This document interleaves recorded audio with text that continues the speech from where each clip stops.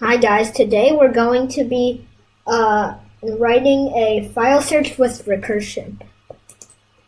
So this is what we're going to do. We're going to write a code that with recursion that finds all the files in a specified path that we choose in our computer. Now, here's a basic diagram of what I'm going to do here right now. So you can see we got the folder, and then we're going to check the subfolders and then all the files, and then we just find all of them and show all of them. So here's what we're going to do. So first we're going to need OS, and then we are going to define search files is our function. And then first we're going to check if the path is a directory. If it is, then we're going to go inside that path and say for every file inside this file, and then we're going to create a child path with, and then we're going to create the link of the path and then add a file name. And then we're going to repeat it. We're going to do the recursive thing. We're going to call this function over here and do it in child path. And then we will print out every path as we go along. So this will ensure we search all the files, and that's what we're going to do. So now we're going to implement it. I'll see you later. Okay, now I'm on my Python interpreter, my IDE, and I'm going to, I'm using PyCharm right now, but any IDE will work, and I'm going to write this code in Python, okay?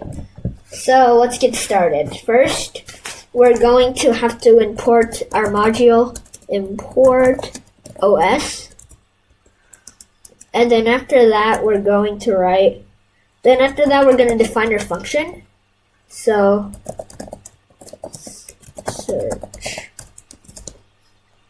And then we have our path as our parameter.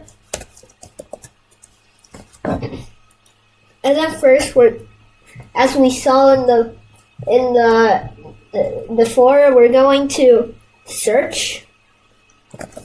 We're going to make sure if it's a directory. So we're going to say if os.path is a directory is true. And then we're going to list paths over here. And then we're going to say for every file name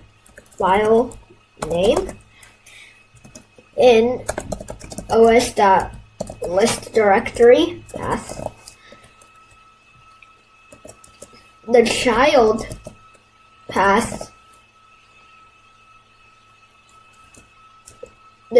path will be, so we're going to have the child path equals the new os.path.join.